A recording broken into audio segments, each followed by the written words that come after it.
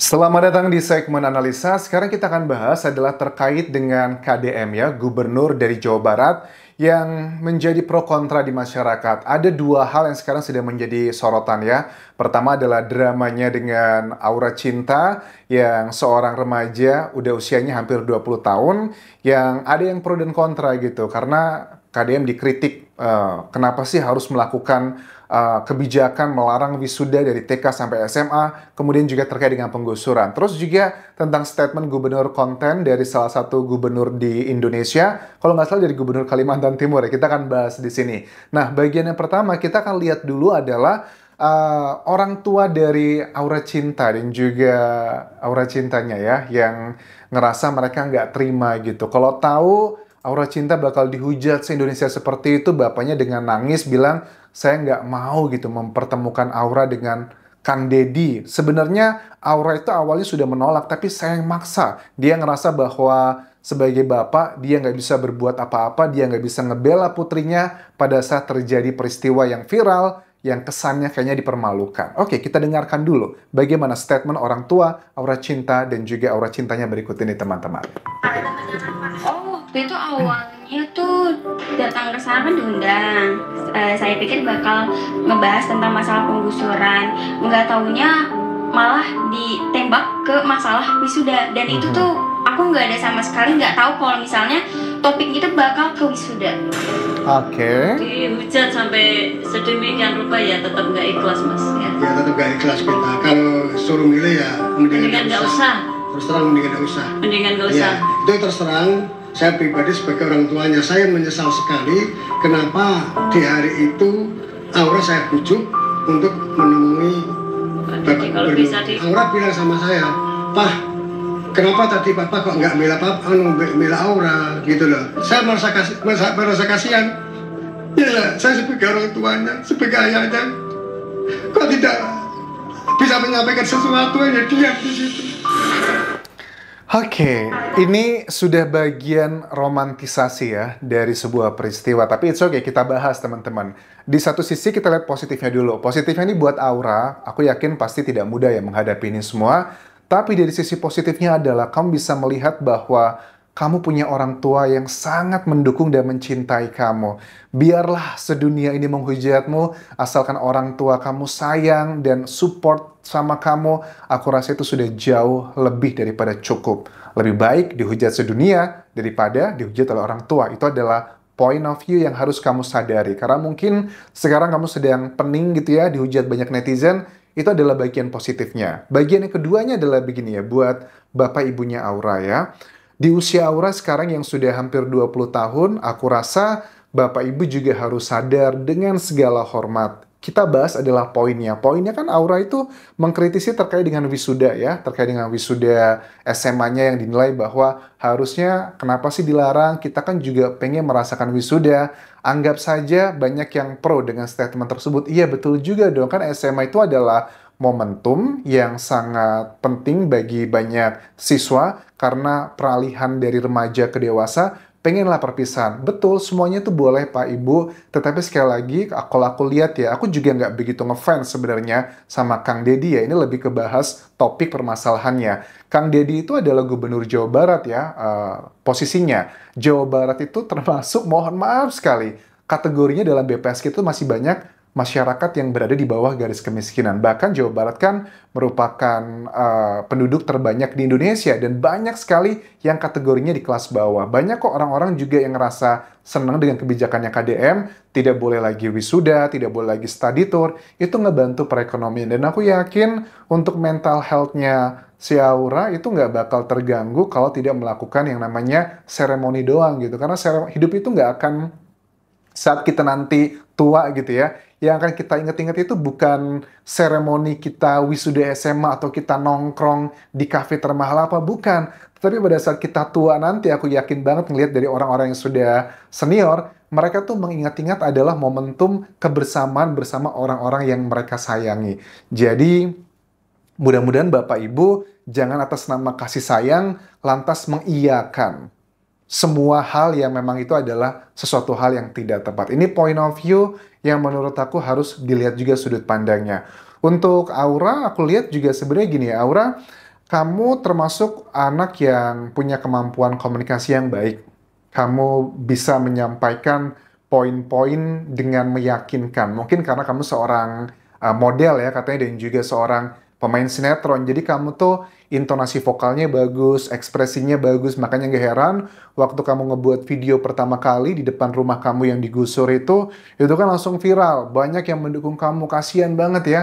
Karena kamu punya potensi ke arah sana. Tetapi sayangnya memang ada beberapa poin yang di usia kamu yang masih sangat muda ini, ada beberapa hal yang mungkin kamu belum tercover. Karena dalam biologis ya, dunia biologi ya, anak-anak atau remaja, pria, wanita, kalau dia belum usianya 24 tahun itu, ada salah satu bagian sarafnya itu yang belum terbentuk secara sempurna untuk memikirkan secara komprehensif gitu teman-teman ya. Aku juga tidak setuju kalau Aura terus-terusan dihujat, itu juga tidak bijak. Tapi percayalah, di Indonesia kalau sudah dihujat seperti ini, ada dua hal yang bisa kamu manfaatkan. Kamu bisa manfaatkan kepopuleran ini menjadi pundi-pundi rupiah dan juga membuka kesempatan yang baru, atau hujatan dengan kepopuleran ini bisa meruntuhkan kamu. Tapi aku lihat sih kayaknya Aura sekarang sudah ada endorsement, sudah tampil di beberapa, nggak tahu nih, sosial media lainnya gitu, diundang. Aku rasa kamu bisa merubah hal yang dihujat tapi justru menjadi poin-poin yang bisa membuka kesempatan buat kamu. Jadi ya memang aku lebih mendukung KDM untuk isu ini teman-teman, karena aku juga tidak setuju ya dengan adanya wisuda dari TK, SD, SMP, SMA untuk sekolah-sekolah umum gitu. Tapi kalau sekolah-sekolah internasional yang kelas atas gitu, oke lah, kan mereka sudah nggak ada isu lagi sama uang gitu. Tapi kalau masyarakat sekolah di Indonesia, itu orang tuanya masih banyak yang isunya itu adalah uang gitu loh. Jadi ya sandang, pangan, papan adalah prioritas. Kalau untuk hiburan dan macam-macamnya, ya biarlah itu menjadi pilihannya masing-masing. Nah, di bagian kedua, KDM juga sekarang kan sedang menjadi sorotan di media ya.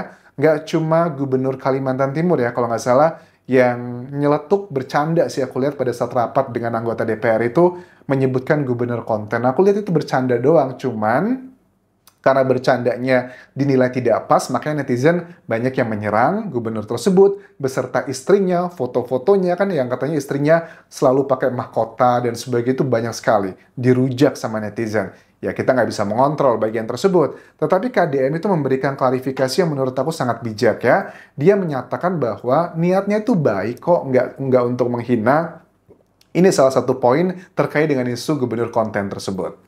Kalimat gubernur konten dari Pak Rudi Masud, sahabat saya, gubernur Kalimantan Timur, itu sebenarnya tujuan awalnya dia itu ingin muji saya. Jadi tidak ada tujuan memberikan stigma negatif, karena saya tahu beliau sejak dulu sahabat saya di Partai Golkar dan sampai hari ini masih bersahabat dengan baik, bahkan sering memberikan supporting semangat pada saya untuk terus mengembangkan pikiran dan gagasan.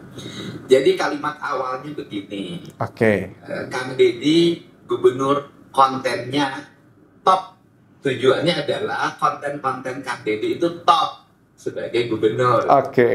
Ini sih karena kebijakannya Kang Deddy aja ya. Ada dua perspektif sebenarnya. Pada saat seseorang mengatakan gubernur konten yang top dan sebagainya, bisa sindiran, bisa adalah pujian yang tulus. Apalagi disampaikan oleh seorang politisi. Karena kita tahu dalam dunia politik itu tidak ada musuh dan teman yang abadi. Yang abadi adalah kepentingan. Tapi Kang Deddy mengklarifikasi ini agar tidak ada lagi hujatan untuk gubernur tersebut. Aku rasa ini karena kebijakan.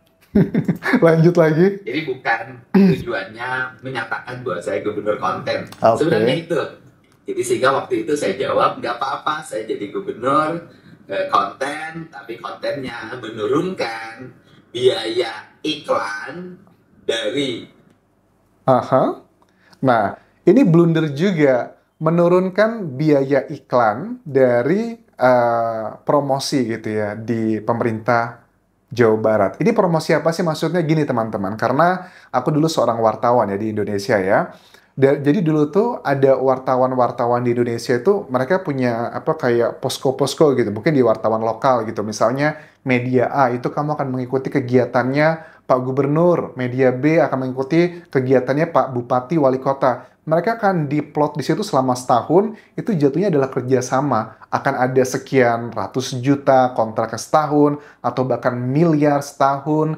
nanti semua kegiatan dari pejabat negara tersebut akan dipublikasikan ke media dari media yang diajak kerjasama tersebut. Nah, aku tangkap di sini kan Kang Deddy bilang bahwa dengan adanya kontennya KDM di YouTube yang selalu viral katanya, itu menghemat anggaran dari pemerintah Jawa Barat. Yang awalnya berapa? 50 miliaran per tahun, sekarang cukup 3 miliar doang untuk ngebayar para media gitu. Di satu sisi ini penghematan, ditegaskan bahwa bukan berarti kontennya Kang Deddy itu dibiayai oleh negara, sama sekali enggak. Justru malah menghemat katanya. Jadi uangnya dialihkan yang ke lain gitu. Tetapi di sisi lain, ini secara nggak langsung adalah merugikan media-media Indonesia juga ya, yang di Jawa Barat terutama. Waduh, biasanya mungkin TV-TV lokalnya, radio lokalnya, atau media lokalnya, itu dapat per tahun kontrak dengan gubernur sekian miliar, gara-gara Kang Deddy juga konten kreator, diambil dong jatah kuenya. Secara industri, ini merugikan. Tetapi secara sudut pandang masyarakat, itu adalah baik karena uangnya, harapannya bisa dialihkan ke program misalnya ngebantu masyarakat di Jawa Barat. Ini bakal selalu ada pro dan kontra. Tapi secara pribadi gini ya, kalau aku menilai sudut pandang dari KDM ini, dengan dia mengontenkan banyak kegiatan-kegiatannya, itu lebih banyak adalah hal positifnya teman-teman. Karena lebih baiklah kita punya gubernur yang mengontenkan semuanya dibandingkan gubernur yang mencari korupsi dari semuanya. Karena kalau sudah dikontenkan, biasanya itu agak sulit untuk melakukan hal-hal yang sifatnya kayak manipulasi untuk keuangan. Udah dikontenin ini, misalnya gini ya, bangun masjid misalnya gitu kan ya. Ini masjidnya, peletakan batu pertama semuanya kita habisin 100 miliar. Pas kita cek, masa sih 100 miliar kayak gini? Misal contoh simpelnya seperti itu ya, itu adalah manfaat dengan semua kegiatan dipublikasikannya. Sisi negatifnya adalah memang politikus itu agak-agak unik gitu teman-teman. Apakah yang dikontenkan ini hanya bagian-bagian positifnya aja, ataukah sudah komprehensif? Ada hal yang nggak baik juga dikontenkan.